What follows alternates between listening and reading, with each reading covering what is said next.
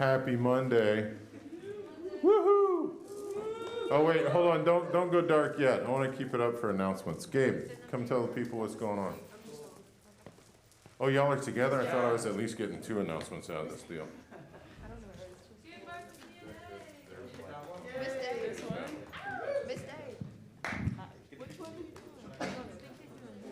Hey y'all, how's it going? Good. Oh, come on, you can do better than that. Thank you, that was a little better. So I have some very exciting news. This Thursday, well actually, I gotta first say this. I'm coming out with a new album this month. Thank you. I've been at work on it for like 3 years, so it's really exciting. And I'm hoping that y'all will come and join me and celebrate. We're having a special pre-release show on Thursday at the Labyrinth at 7 o'clock. And I will be joined by Mia Day and Noah Jameer here for a very special show. You do not want to miss the show. It's going to be crazy. It's going to be great. What else? Yeah, and you can pre-save the album there. I'd really appreciate y'all if y'all came. So hope to see you there. Thanks. Also, on this Friday, Safe and Sound is having a show. It's a Valentine's Day show, and I'll be performing there. So will Rocky. It's going to be really, really fun. So yeah, come out and celebrate with us. I also wanted to promote someone else's stuff because they're not here, but they're like really good. So on Saturday, there's gonna be a lingerie party at the Rabbit Hole. It's gonna be Sasha Gold, Maya Stone, Noah, Satya, and Charlotte. So that's gonna be at the Rabbit Hole, and that's 21 plus. Cool. Thank you. I can't get over how the music industry has changed. We never used to have lingerie shows when I was in school, and I feel like I was missing out. All right, welcome back to our first in-person forum. Thank you for being here. My plan was I was going to play a beautiful video for you right now, but, you know, technology. So we're not, but I'll post the link later because the videos are killing. And I just got this email today. So our guest today is in town all this week, doing a number of concerts through the Instigation Festival, which is a thing that some friends of mine run that I've participated in for years. We are doing a concert here tomorrow night, free at 7:30, freaky improvised music and electronics and stuff. So y'all should come check it out. But Ben's also doing a DJ set at Domino Sound on Saturday. And this bio came in the email today, so I figured I'm just gonna read this because it was like way better than whatever I was gonna come up with. Ben Lamar Gay is a composer, multi-instrumentalist, singer, poet, and patently eclectic polymath. That's good, patently eclectic polymath, I like that. Who Afro-punk is called strikingly original. Pitchfork is called uncategorizable. Pitchfork speaks better than I do. And Jeff Parker has called hands down one of my favorite musicians on the planet today, which is strong words because Jeff Parker is also one of my favorite musicians on the planet today. He channels a radical array of sound, color, and space through the universal language of folklore. But despite the widely attributed genius of his work, his artistic approach and general demeanor are characterized by an enduring humbleness and a warm humanity. Please welcome Ben Lamar Gay.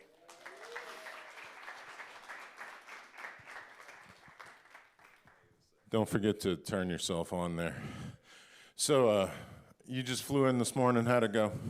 Oh man, you know, we all know those days, those nights when you don't get any sleep, but you gotta keep it moving, so I'm moving with y'all, and it's good to be on campus. Welcome. So I'll give you a little quick what's going on this week. You're playing tonight at Carrollton Station.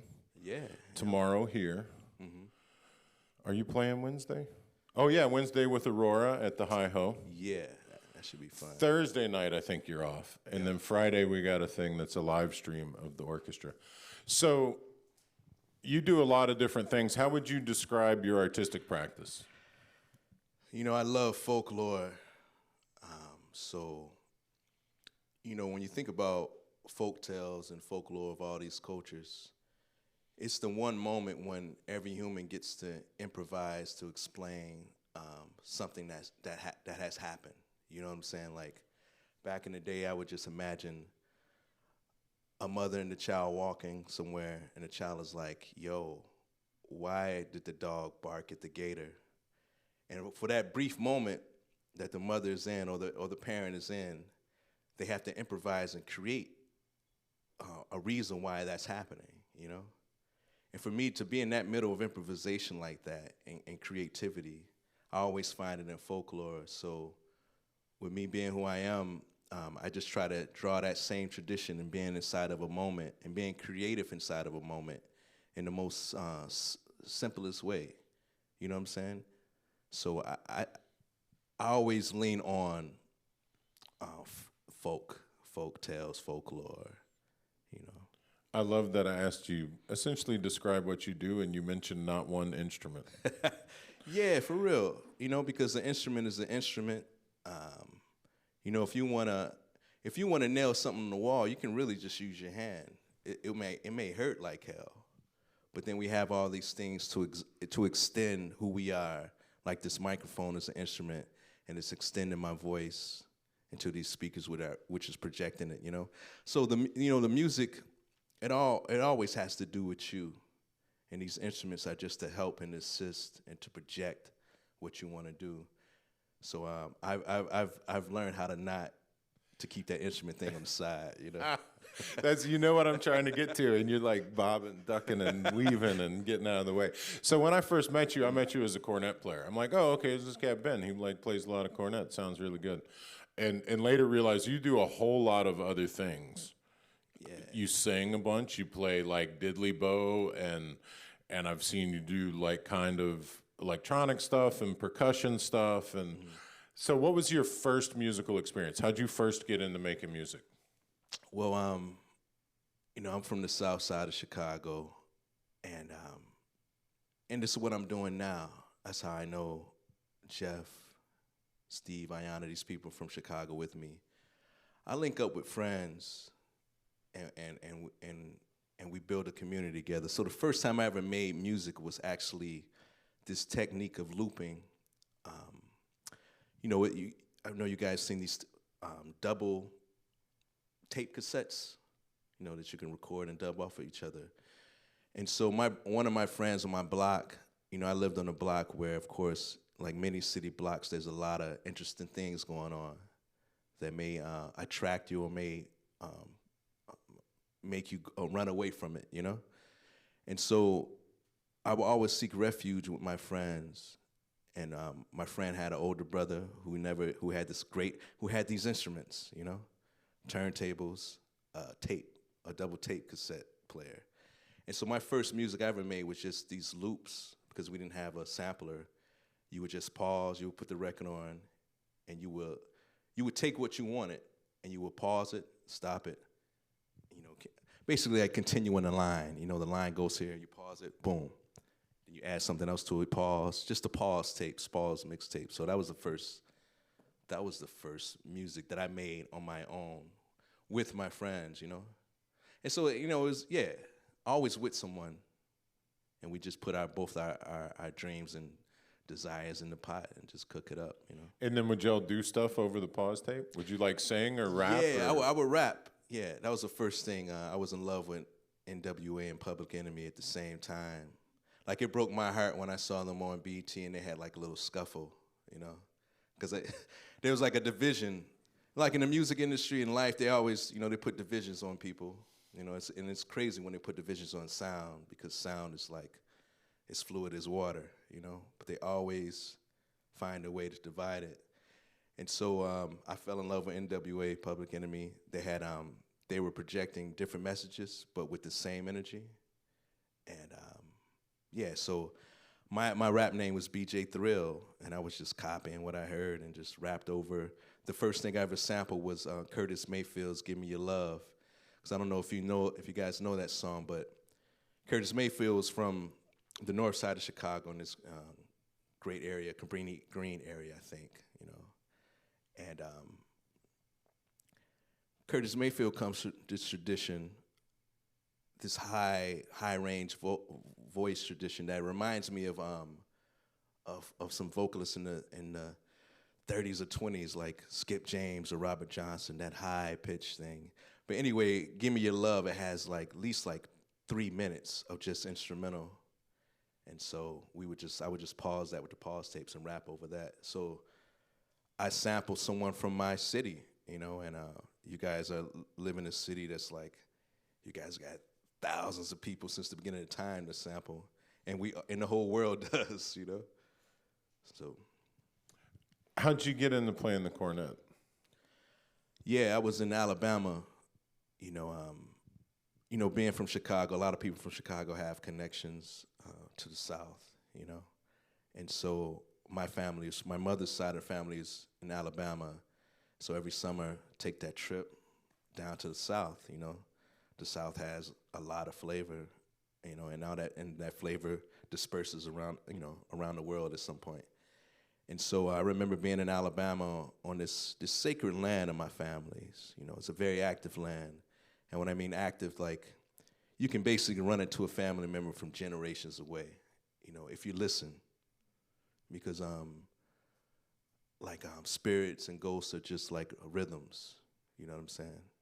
So if you listen, you can basically run into people. So this land is that fertile because my family, these people bought this land years ago, like after slavery, you know.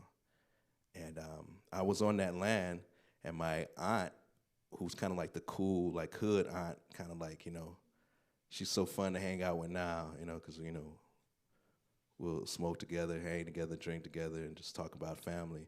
Anyway, she had this amazing disc, what do they call that? Satellite disc.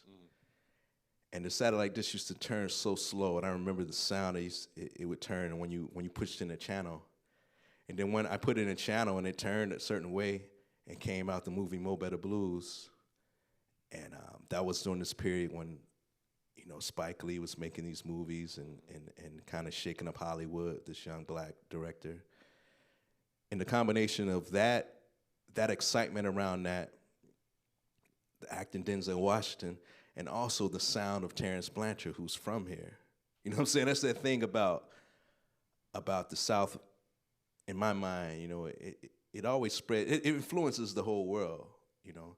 So I fell in love with the horn just from those three people, Spike Lee, Denzel Washington, and the sound of Terrence Blanchard. And after that, I was like, all right, I gotta go get a horn. But this is like years after making those pause tapes with my crew on the block, you know. Were you like in school? Did you do school band, or was this just like, no, this is some stuff I want to learn how to do? Yeah, you know, basically, I joined my first band. I was maybe like senior in high school, and you know how it is in school. There's a lot of great things happening. There's also a lot of laziness. So you know, I know we've always been in the classroom when the teacher would focus more on like whatever they think is talented, because it's easy to work with like the quote unquote talented people.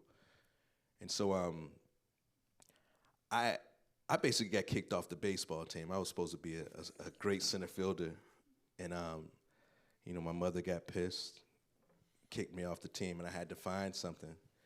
And so my beginning band was like my senior year in high school. Then the first time I actually played in another band was maybe like my freshman year in college. So when I mentioned that laziness, because like shit, I was 16, I was still a baby. But I remember running into adults that would tell me like, yo, kid, it's too late. Basically because they're, you know, whatever they have to deal with inside, they were projecting on you, you know what I'm saying? So I always had this thing that I started behind, you know, which is like, I'm 16. It's like, Well, it's funny because if you think about it as a wind player, like most cats start when they're 10, 11 years old, they do it through school. You started when you were 16, 17. yeah. I can't hear the difference now. Yeah. You know, so that it's like I heard somebody do a thing one time. They're talking about kids and reading, and they're like, "Oh, my kid started reading when he was 3." Like, okay, this other kid started when they were 6. I don't think anything he read between when he was 3 and 6 is really going to change like how he ends up as an adult, right? That like Head Start thing. It's cool, to like get going, but it's not like, oh, I didn't do this until 2 years later. Like, you still got a chance. It's almost cooler for the parent to say it than like the actual. Oh, yeah, the kid don't care, right? It's just what we parents brag about. Everybody loves the floss, you know? Yeah. Side note about Mo Better Blues, somebody was telling me, it was either Terrence, Delphio, somebody was saying, there's one track on that soundtrack that's not Terrence. It's Winton. Oh, it's Winton. There's one track, and I was like, which one? And he was like, you got to go listen and figure it Man, out. I think I know. Is it the one? I don't know. I haven't watched the movie since I heard that story, but I'm gonna have to go check it out. Yeah, I think it's like the climax of the film, where he needs to go save his homie in the alley. You know, who plays Giant, who's played by Spike Lee. He's getting beat down in the alley, and so I guess it's Winton. He's just playing this like blazing solo. It's just to represent the urgency of that relationship. You know. Yeah, I'm gonna have to check that movie out again. Yeah. So, when your first record came out, there's not much cornet playing on it. There's a whole lot of you singing.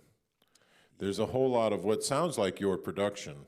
I guess you're not still making pause tapes. How do you work now when you make stuff? Oh man, you know, now it's to the point where, you know, when I say what's up, or like when I saw you today and we just gave each other a hug, it's so much music inside of that hug or that like, yo, what's up, or this smile. It's like anything goes now. So I can, I feel like now I have the confidence. You know, it wavers like every human, every day, up and down. But I have the confidence to make a sound with anything now. And that was my whole goal. I used to be afraid to make a melody. You know, with that whole history of education and just being a listener. You know, if you're listening, you have this sensitivity. And going through that, I just wanted to fucking make a melody, you know. And so now I think I've gotten to that point where I can just grab something and do it. So I can use anything now. So now, to answer your question, it's either the cornet voice or any type of sampler. The two DAWs that I use are like Ableton and Logic. I started off with Logic, and I used Ableton when I started doing this program, along with my friend Rob Fry, who's here in the city of Chicago in the Park District, where we would, Ableton, we would take, the whole goal was to improvise with children between 9 and 13 outside underneath the tree, you know. So I'm using two type of DAWs, a few synthesizers. I'm still learning a lot, but any machine. And you know, one of the tricks about beat making and dealing with machines is that you got to remember that, you don't have to do shit. Sorry for using that, but what I like to do is remember that the machine wants to be you. You know what I'm saying? It wants to be wild, and you should let it be wild. It was created by someone like you, a human, to extend who we are, you know? In any ways, you know, in a natural way, artificial way, just like this microphone is doing. And so when I do use these different instruments, I remember that, and I remember how wild and beautiful I am as this wild beast, and that all this tech and all these machines really wants to be us. It's like a Disney movie or something when like the tea kettle starts talking and shit, you know, like, hey, blah, blah, blah. I know the way, you know. You know what I'm saying? So you know, and that's the approach I use with these different instruments. It's just to allow it to, like, it wants to be the beast. It wants to be you know, and just let it be, you know. I was going to ask another question, but that was too deep. I got to sit on that for a second. So you have a couple records out on International Anthem Records, which is kind of in jazz world, the hot record label right now, which I think is kind of funny. It's hilarious. Because I listen to this and I'm like, this is not really a jazz record. I don't know what I want to call it, but actually I don't really care what I call it. But there's a lot of things that aren't things I think of as traditionally jazz records. In some ways, it feels like a hip-hop record, although the music itself is not necessarily those grooves, but it feels like the approach to making the music comes so much more out of kind of that lineage. Yeah, totally. And I think that that line, that line goes through everything. It doesn't stop, So no matter who steps in front of it and what you say you're about, it's going to keep going. And the line is creativity. So a person can step in front of like, yo, I'm a music business person. The line's like, okay, word, boom, go straight through you. Oh, I play rock and roll. Great, dog. I'm going straight through you. And to allow that creativity to go through you. If you can catch a little bit of it and rub it on your body, do it. Try to, Try. It's going to keep going. And so I think the approach that you just explained, I think it's about that. It almost makes it's almost like a punk way of saying it. I am from like a subculture which I'm very proud of. Like just graffiti, hip hop culture, connecting with the homies again, and not worrying about people. You believe in something together and be like, all right, fuck it, we're gonna do it. We're gonna leave at 2 a.m. We're gonna climb this building. We're gonna climb these tracks, and we're gonna do our art. And shit, we may fall off, but anyway, actually, you don't even think about the falling off. You just like with crew and you do it. And with me understanding that the line's gonna go through, and people, it's so funny when people try to put these labels on you. It's hilarious, I mean, that's why we laugh at the polymath thing, because like you can see these trends. People love using like polygot, polymath, and you just see people getting entangled with these different names of sound. A sound is a sound. You don't have to name it. You know what I'm saying?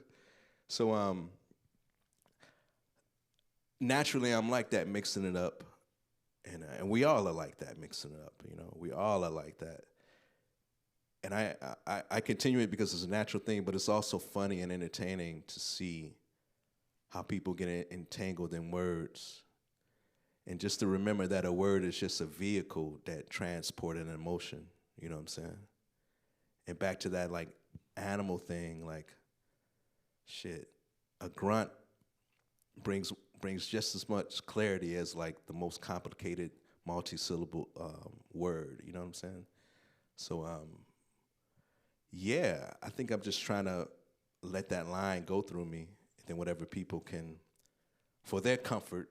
You know what I'm saying? It's just like that parent saying like, oh yeah, my baby started reading at 3. And the baby's just like, yo, I was just chilling in this world, want to have fun. Just doing my thing. Yeah. So yeah. So you have this affiliation with the label. A lot of the questions our students ask is like, when do I need to hook up with the label? When should I put stuff out myself? You've got some stuff you did on your own before you got with International Anthem. Can you talk a little bit about, just from the artist perspective, the difference between working with a label and like trying to do stuff yourself? Yeah, exactly. The album that Jeff mentioned, it was basically, me and my crew decided to make it a compilation album. But the real thing was that, it's just that fuck it attitude. And I created 7 albums thinking that I had listeners, but not caring, just like, all right, this line is going through me. This is what I grabbed from the line, and I have to put it together in this little package just for myself. And when I mean package, I mean like a diary, like a book, you know what I'm saying? And I was going to keep those records on my hard drive forever. My close people heard those albums 10 years ago, you know what I'm saying? So, and I was kind of satisfied with that, but believing that the line would take me somewhere. And then you go along meeting new people and building new communities, meeting new homies, meeting new friends. And you guys have this bond. And that was the case with Scotty and David for International Anthem. They reached out to me and they found out I had these albums. But from knowing me in the community, from playing with people, playing gigs that we played together in Chicago. And then we decided to take on the quote-unquote industry in that way with our togetherness and just saying like, all right, fuck what they think. Let's just, as long as we're together, we can make these certain moves. And so I decided, and then we created that lore, like, oh man, here's this mysterious person, blah, blah, blah, which is true. Like, it was mysterious away from the eyes and the claws of this industry, you know? And just recently, I think that it's, it's not my fault that an industry has wrapped around the person who I've been for ages, for centuries. You know what I'm saying? Like, this thing that we create and love, it's before this, you know what I'm saying? Even, like that native, that active land I was talking about in my family, you know, it's just like, this thing has been going on for ages, man. And so taking that approach with that album and finding certain people that have the same mentality, you know, these cats come from like a subculture too. We're just like, yo, I don't give a fuck. We just got to do this. Let's do something stupid and put this out. No matter what happens. But when it's a group of people thinking the same way, boom. And so, yeah, that's like, you got to remember that, you don't have to do it, but it's good to just say like, yo, it's not on me that this industry is wrapped around. This industry has formed around some shit I've been for centuries, you know what I'm saying, way before. So all that, it just came into this thing now, you know, which I don't know really what it is. People write about it. It's just me and my friends being us, you know, but I don't know. I'm losing myself. I think people sense some authenticity in music. Yeah. And I think maybe that's what I heard on that first record. The first time I heard it, I was like, oh, I know this guy. I've never heard him do this music, but I can tell this is that same dude. Yeah, that same line. Yeah, that same. Yeah. And that is something that makes me happy, you know, when I hear that.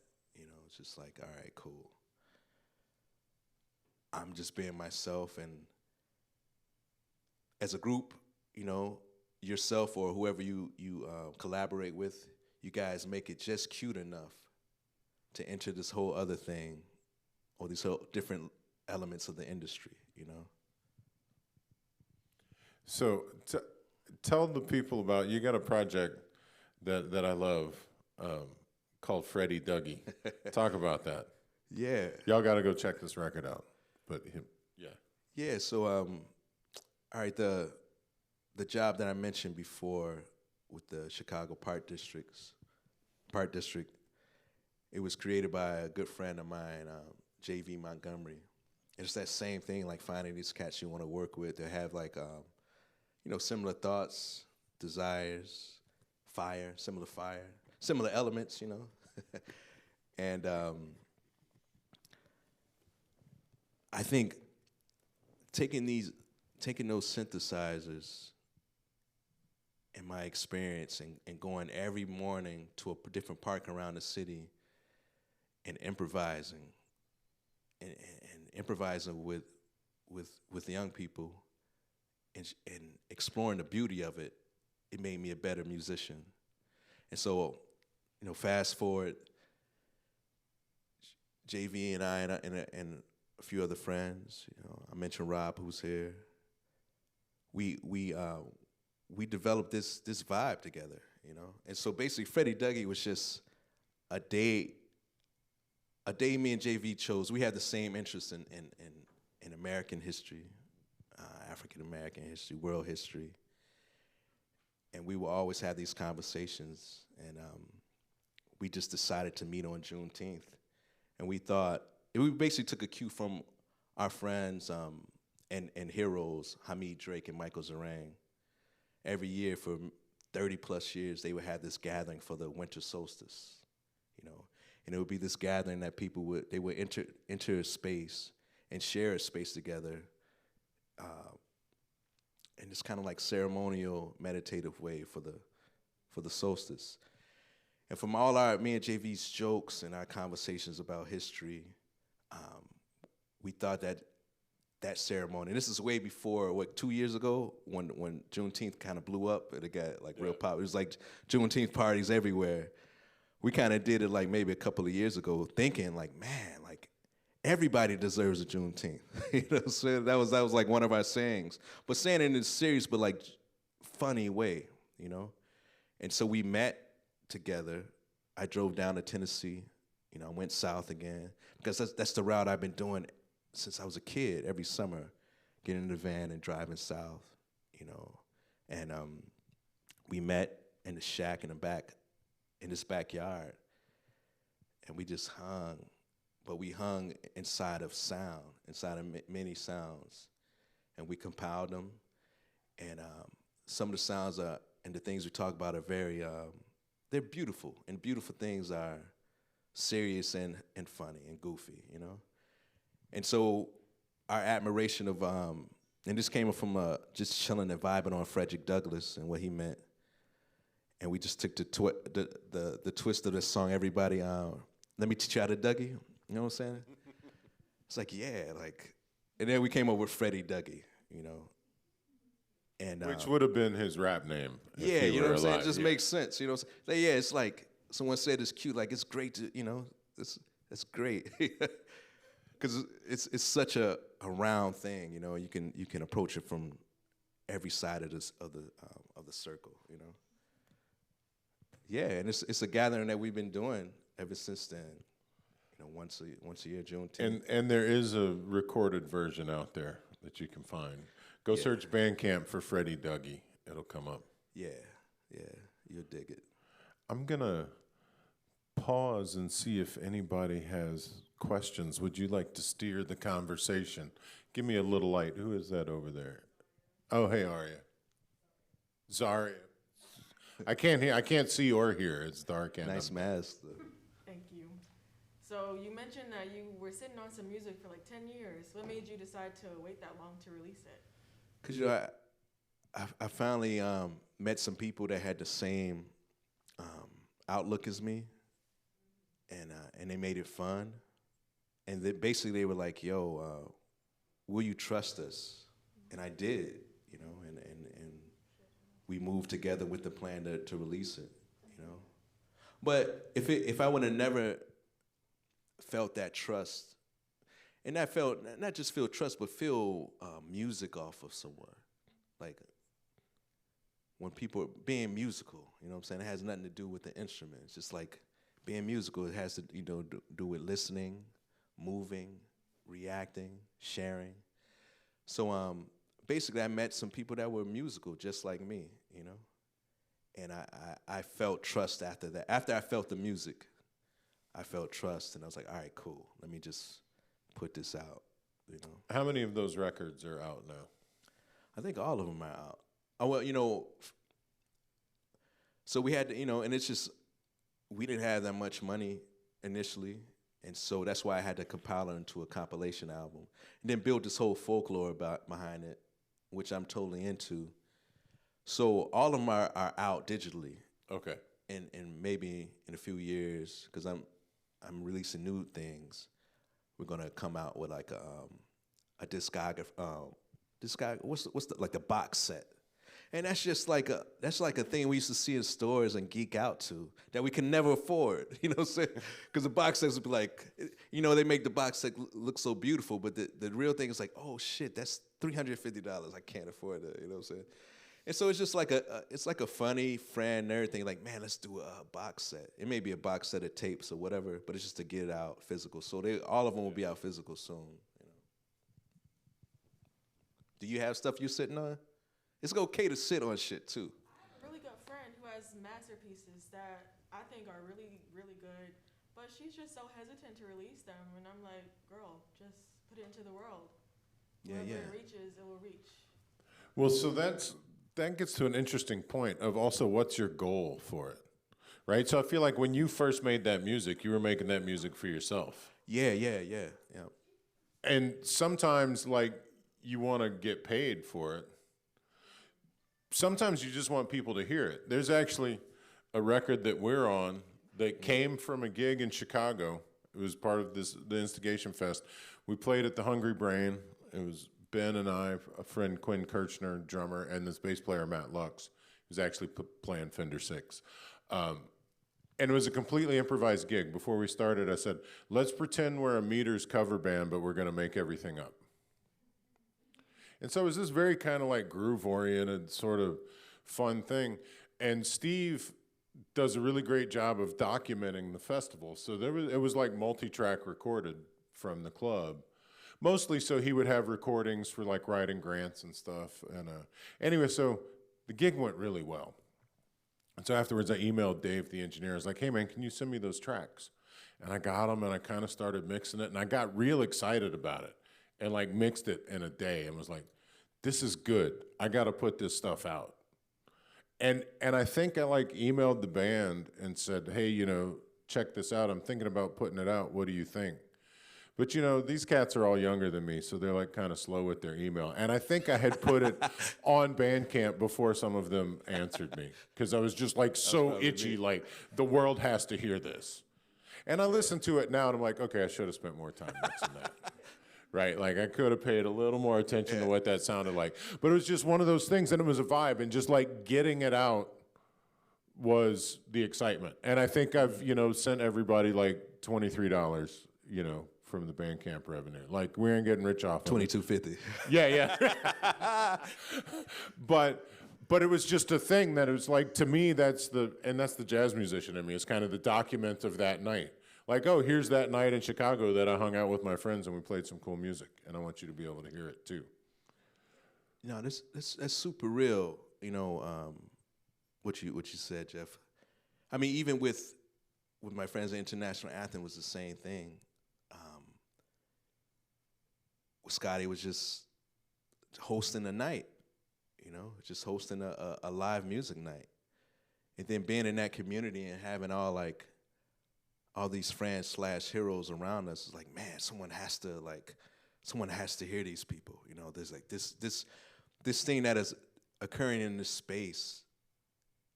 It should occur like in a bigger space. You know what I'm saying? Physical, virtual, all around. You know, and it's just from that excitement, that same excitement that he just explained. Just like, all right, cool. Because when it's that excitement. Especially when it's more than one person, when it's like, oh man, I'm around these people that's excited about doing this stuff that we may like only make $23, you know. But then that energy and that stuff that happens within that excitement, it kind of changes the rules, you know, and it makes you grab, let's say, the industry or business in a different way, because I mean, man. I'm around improvisers, and they taught me how to love improvisation. You know what I'm saying? And so, I didn't go into this knowing how I was gonna survive the industry. I still don't. You know what I'm saying? I just hopped on a plane to rock with homies in a city that I admire and I love. You know what I'm saying? So here I am, and then here I am talking to you. You know what I'm saying? I had no idea I was gonna be around like brilliant cats, you know what I'm saying? Besides the people that I came here with and I was going to play with. But once that excitement happens, like, oh shit, it has to happen. And when there's more people and the vibe is so cool, it's so cute, it's so fresh, that the people that are in the back making you think that it's this box that you have to put this thing in there, you basically reshape the box. You know, and we see this example happen all the time. Not saying that me and my friends are reshaping the box. Maybe, you know, maybe some people look at it that way, but we don't. You know what I'm saying? We're just excited. But the business people in the industry is like, oh man, this is happening. Damn, that shit happen. It happens all the time. Like, shit, that shit really works. Okay, let's adjust this because that's hip right now. You know what I'm saying? And so we all have the power to like reshape it. Everything, you know? Yeah, is that Ben back there? Yeah.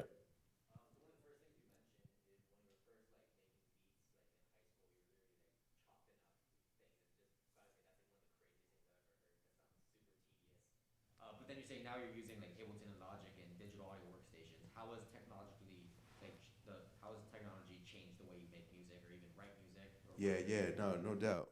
Great name, by the way, too, man. You know, I'm full of dad jokes. You know, I'm proud of my dad jokes. You know, but all right. For example, I remember, when I got introduced to Ableton, I was in the park, in the city of Chicago, just like, all right, I got to do something. I'm in front of 30 9-year-olds. I gotta do something in it.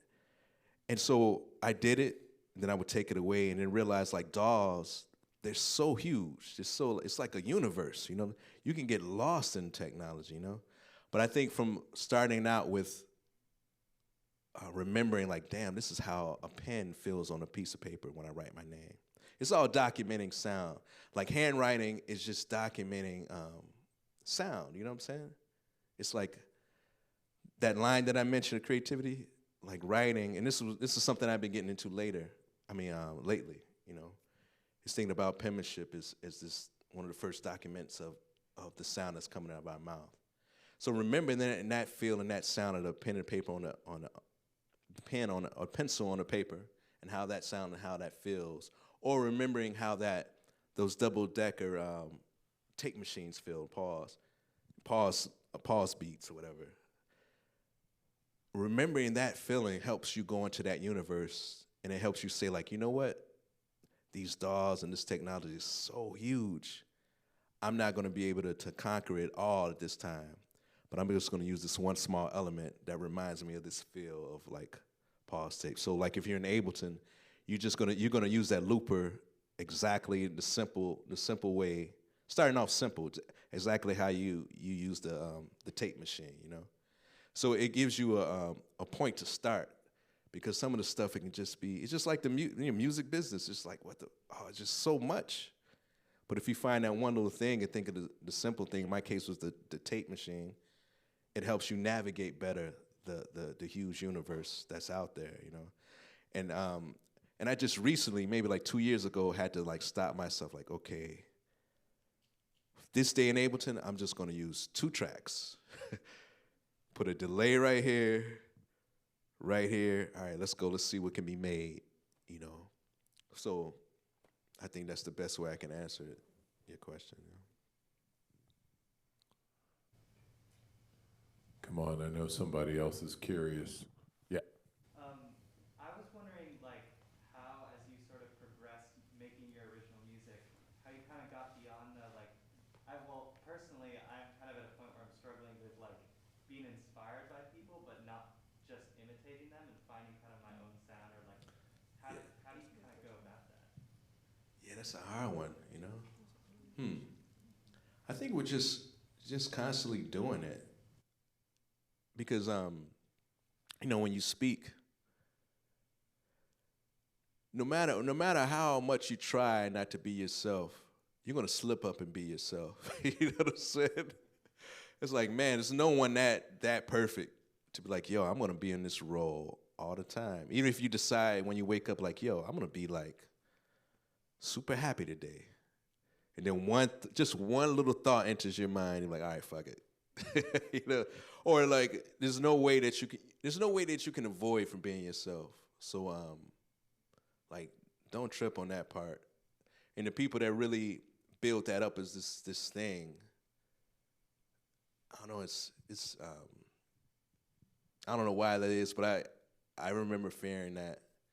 And sometimes I still think I do. And I might go to my friend like, yo, check out this piece. This is like this amazing avant-garde piece, and like, dude, that's just the blues. You know what I'm saying? You know, like me trying to stretch out, like, oh, I want to blow people's minds, and it's like, man, yo, it's just the blues, dog. But the fact that he said that, or she says that, is like, yo, that is mind-blowing. You know what I'm saying? So I think it's just doing it, because no matter what you're just going to be yourself, no matter how hard you try. That, like, the costumes that we wear and kind of these fantasies, you know what I'm saying? It's like they are extensions of yourself. You know, I love dressing up. You know, like we dress up every day. You know what I'm saying? But like your new body is gonna, you know, your body is your body. You know what I'm saying? Like no matter what we do, and it's all good to, you know, to look at other people and to learn and to just to learn from. I won't say copy, just to learn from. But man, you're gonna end up being yourself no matter what. You know. It's funny. I think sometimes we think we're copying people, and what comes out, like you said, still sounds like us. Yeah. I was having dinner one night with a good trombone player friend of mine, Jeb Bishop, and his now wife Jackie looked at us and she laughed. She said, listening to you two talk at dinner is like watching you play. It was in the middle of a week where this band was working that we were co-leading. And I kind of laughed and said, that's funny, because I thought I stole all my stuff from him. Because he was a cat that I had looked up to as a musician, and then like hit the spot where I ended up getting to co-lead a band with him. But I really felt like I was just like copping all my Jeb licks. Yeah. And Jackie said, well, they don't sound like him when they come out of you. Mm-hmm. I was like, oh, okay, good. Yeah, no, it's a trip with listening, you know, and hearing your voice inside of a space, you know. The way you hear my voice is totally different from, I don't know what that is, you know. I don't know what science that is, but it's so real. Yeah, Rocky.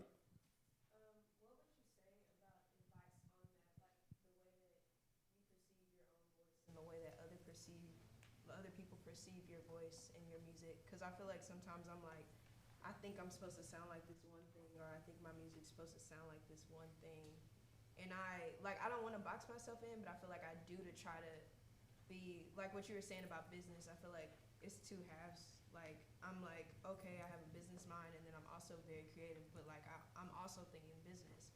So I'm like, I know I want to be successful. Let's water it down to that. I want to be successful. I want to make money off of this. I don't want to do anything else but this. So do I need to box myself in right now so I can be successful?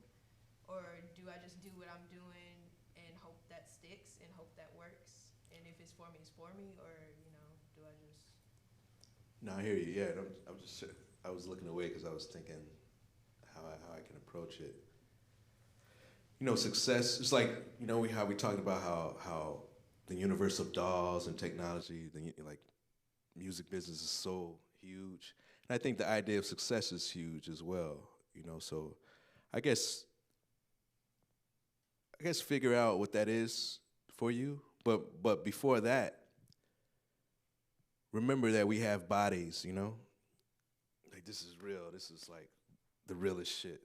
You know, like, and sometimes when you make something, it makes you feel so good that it can't be nothing else but true. You know? Like sometimes when I'm, you know, composing and you're searching, you know, you're listening to yourself, and you listen to your ideas, your dreams in this space, and how it comes back at you, your past, your present, your future. All that stuff is happening, and there's so many vibrations happening. And if that vibration touches you, sometimes it touches me so strong that my chest gets hot. You know what I'm saying? You know, we all had that feeling when something affects you in your body. You know, either you laugh, you cry. You know, those are some of the realest sounds that we can make. You know what I'm saying? So if you feel it and it touches your body, and you feel it in a way, and then it's true. Like no box can contain that, you know? And so I would just say, remember that you have a body. And I have a lot of friends in the movement scene, and they help me learn that, you know, just like, you know, you go to a gig. I would go to a gig with dancers, and I walk in late, you know, musicians like, yeah, what's up, chilling. But the dancers are already there. They've been warming up their bodies for like an hour already. You know, so like, dude, you don't want, your body is your instrument, you know what I'm saying? Like your body would tell you what's right. You know, so I think before you think about, because success is like, what does that mean? You know what I'm saying? It's so huge, you know? But if you feel when you're making something and you believe in something and it affects your body, like it makes you feel good, makes you feel like this amazing animal that you are, you know what I'm saying? Like when you see, you know, a wolf, like, I've never seen a wolf howl, but I've seen movies where, you know, it's like you just like, you know what I'm saying? You know, like, yeah, you know what I'm saying? Like, you know, when you're in the show, like, woo, man, you get that feeling. It's like a word, that vehicle, these vehicles that we depend on to transport emotion, when those vehicles don't work anymore, it's like, woo, yeah, oh, hey, you know what I'm saying? I mean, you don't have to scream when you're making music, you know, by yourself. But just when it gets physical, because like, man, your body is the realest shit on earth, you know? It's not the realest shit, but it's like a part of the other realest shit on the earth. You know what I'm saying? Sorry for yelling. I saw you jump, and it kind of hurt me. It touched my body. In a way. I jumped silly. Too. That was the best jazz whoop I ever heard.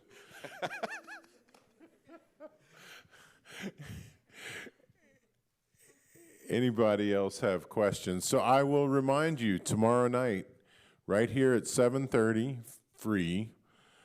Ben and Ayanna Woods, right there, plays bass and sings. Professor Smith up there and me are gonna make all sorts of crazy, weird noises, and it'll be a lot of fun. So please come check it out. Yes. Because Jeff Zielinski, we were planning the layout, and he's like, well, so what are y'all going to do? And I said, I'm not really sure. And he wasn't sure what to do with that. I can tell you there will be 4 short solo things, like we'll each do a solo thing, and then 2 duos, and then we'll all play together. And I'll tell you, Ben asked for a table for his percussion stuff. So there you go. That's all I know about what's going to happen. And I can't really play percussion, but I'll make it fresh. So please come check that out tomorrow. Tell your friends. I'm sure Ben would love to answer your individual questions if y'all want to come talk. Thank you very much. See you next week.